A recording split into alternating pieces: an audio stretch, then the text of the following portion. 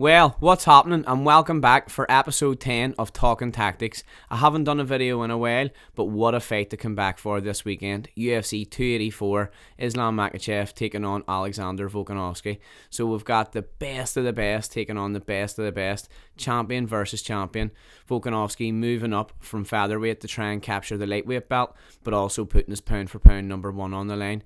Islam pound for pound number two, and the current lightweight champion. We're going to see an unbelievable matchup. These types of matchups don't come up very often, where you're seeing the best of the best and truly the highest level of the sport going against each other. So I'm really excited for this one. Even though there hasn't been a ton of promotion done on it, I'm really excited for this fight because we know how good these two are. So the level is going to be extremely high, and so are the stakes. These types of fights don't come around that often, with truly the highest level of the sport going against the highest level.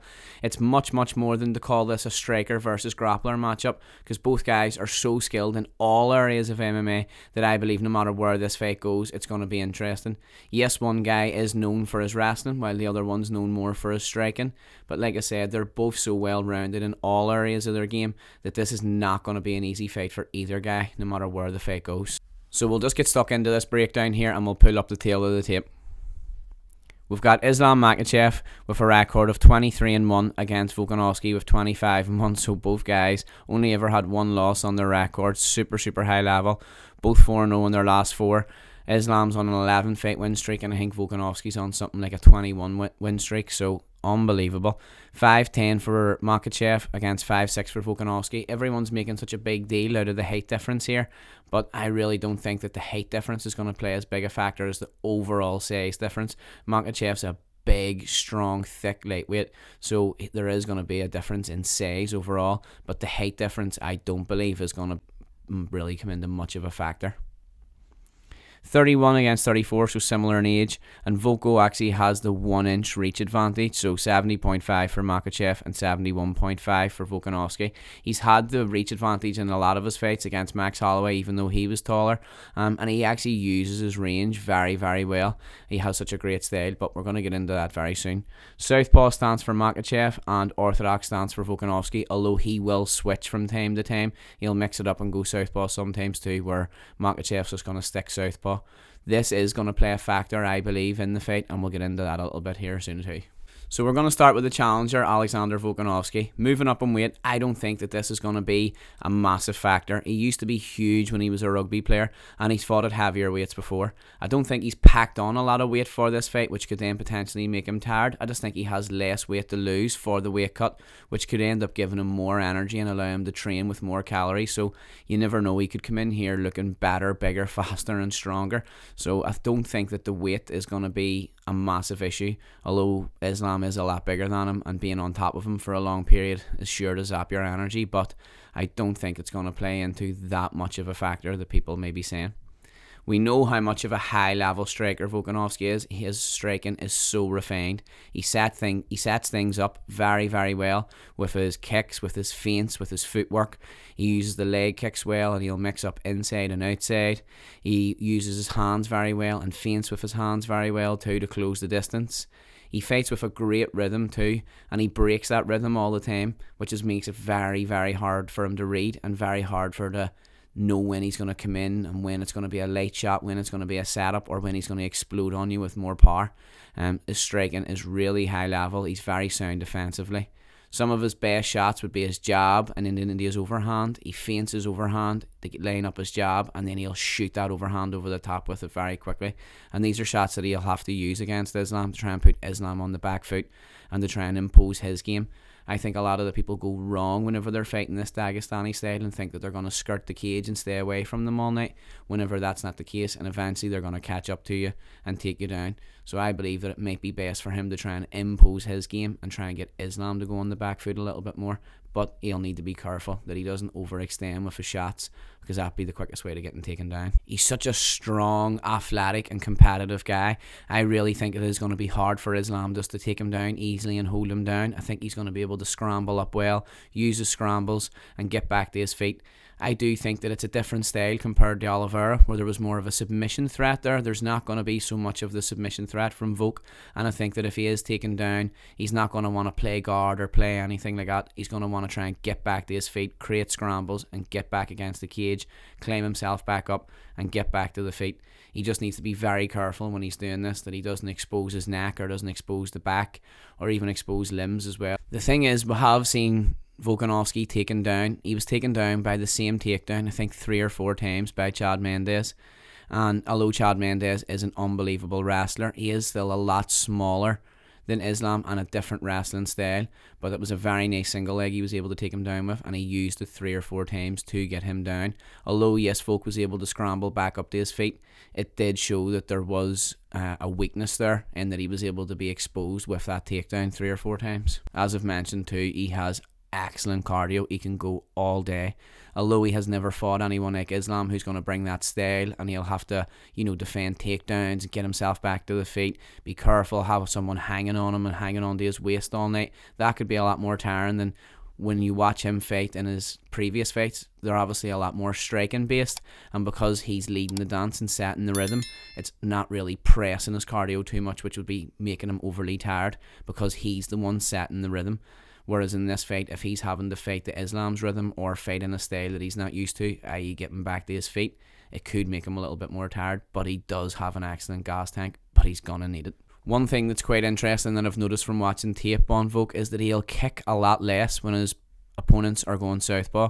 So in the fight against Ortega, when Ortega was changing southpaw, it took away that inside leg kick that he likes to use to set up his hands, and he wasn't throwing the inside leg kick because obviously fear of it being checked could lead to an Anderson Silva situation. So he had to rely more on his hands and getting in to land his hands on him, and was using more of his boxing feints as well.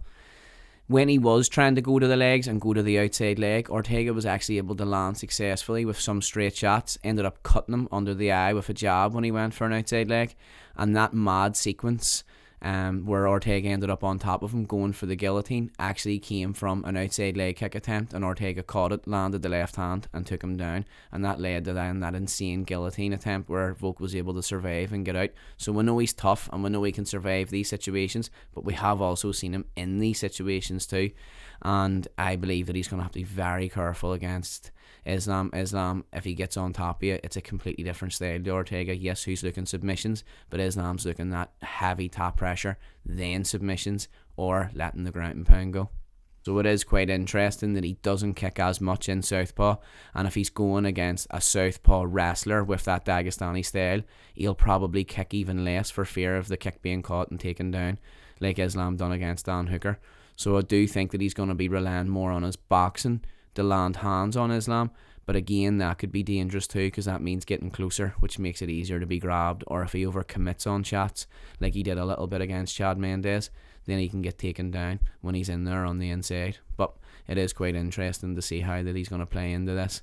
He has had a full camp to prepare for a full southpaw, so it'll be interesting to see if he does add kicks more into his game, because would like to see him use his whole game, all his kicks and his boxing, because I think he's going to need all his weapons for this fight. Now let's get into the champ, Islam Makhachev. We know what's coming whenever we fight these Dagestanis. They're going to be looking to get a hold of you, take you to the ground and beat you up, or look for you to expose something so that they can submit you, and that's exactly what's going to happen with Islam. Similar to Khabib, where that's the same thing, they're going to be taking you down and tying up the legs. Islam does have more refined striking than Khabib, although I would say that he doesn't have the same ferocity and level of ground and pound as Khabib. But also, that being said, I feel like he threatens the submission more too. I know everyone likes to compare the two because they are very similar, but I would say that Islam threatens the submission a bit more, in particular when it comes to arms, like coming off for arm bars like he done against Drew Dober, or if you give a sniff at that neck, he's going to be on it.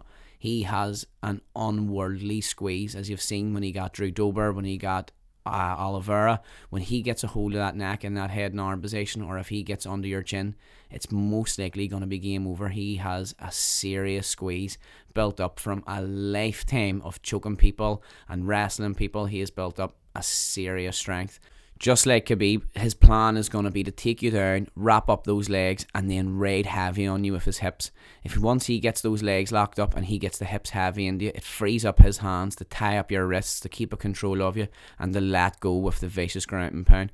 And that's where Volkanovski's going to have to be careful. When he gets taken down, he has to try and keep his legs free and not let Islam wrap them up and start letting go with the ground and pound. That being said, it's easier said than done. It's going to be very difficult for him to do that. And I do believe that in the scramble situations, getting back up, that he could expose something like we've seen against Moises.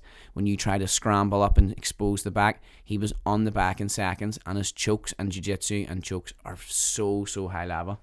Islam's striking is a good level. He's very defensively sound, and he's the number one for the least significant strikes landed per minute of any fighter. So he has the least significant strikes landed on him per minute than any fighter in the UFC. So his defense is very sound. He has good tidy boxing.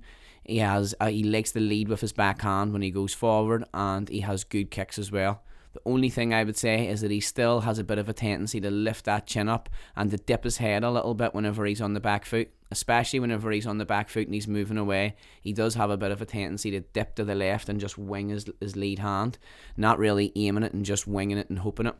And those are the kind of things that Volkanovski wants to try and force out of him. He wants to force those habits. He wants to try and go at him, make him dip, make him wing those shots, and maybe use his kicks like his head kicks, especially when he's dipping to the left, a bit like the Leon Edwards fight. A cross head kick would be a great shot there, or those broken rhythm into the overhand. So those types of situations, Islam's going to need to be very careful, and that's where Volk's going to have to try and push him into those habits, into making those mistakes in the striking, using his setups to try and pull those mistakes out of him.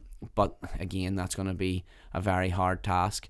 He doesn't do that all the time, and if Volk decides to go out and go on the back foot and try and stay away from him and counter punch him all night, well then we're not going to really see those habits from Islam, because he does kind of only do it on the back foot, and his confidence builds in his striking as he goes forward more, and he knows that that's going to lead to his takedowns too. Just like in the Oliveira sequence, he was very good at letting that left hand go and then whipping back with his lead hand, especially when he's going forward, and we've shown there that he has the power to be able to knock people down and put people away. So Islam has got great striking.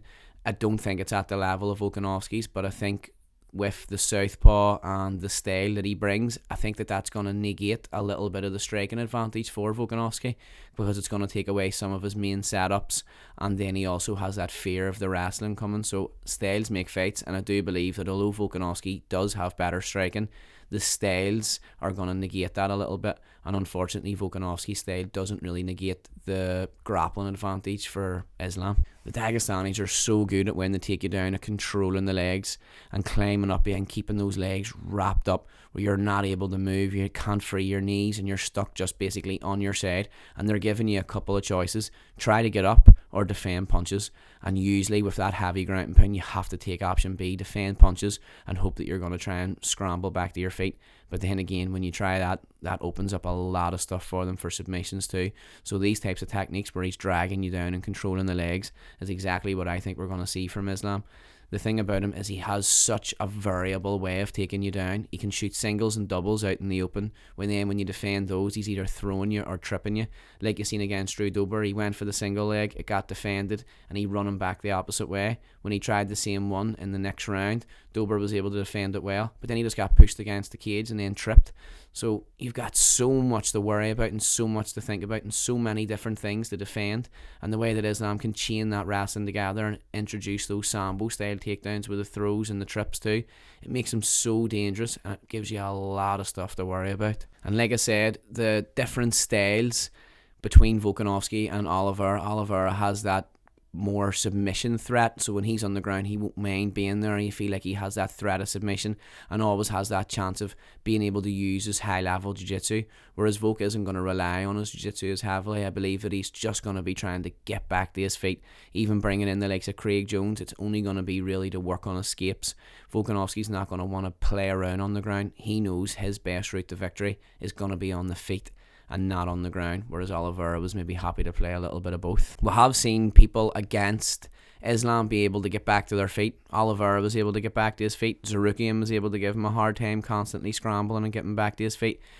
You would say that Khabib almost had slightly better top control, where people weren't able to get up quite as easily, and they were held down a lot more. You've seen Khabib hold people down a lot more and get less takedowns, whereas Islam might need more takedowns in a fight. But then he does have that threat there with the submission and all as well too. But you have seen people get back to their feet against him, so we may see Volk be able to do that. I think the biggest path for victory is clear for Volkanovski. He needs to keep the fight starting, and I believe he needs to try and impose his game rather than worry about Islam's game and worry about being taken down. Accept that you're probably going to be taken down and impose your game. Use your feints, use your kicks, use your setups to get to those big shots, to put the pressure on Islam and to try and draw mistakes out of him, to try and draw sloppy shots out of him, shots from far away. The more Volkanovski backs up and gives Islam ground, the more confidence he's going to gain in his striking, and eventually he's going to catch up to him and corral him against the fence and be able to take him down like you've seen Khabib do against Gaethje and so many other fights. I do think that Volk needs to go forward. He needs to press. He needs to put the pressure on Islam to try and draw these mistakes out of him and to try and get to the big shot. I don't think the best route to victory for him is to try and counter punch and skirt the fence.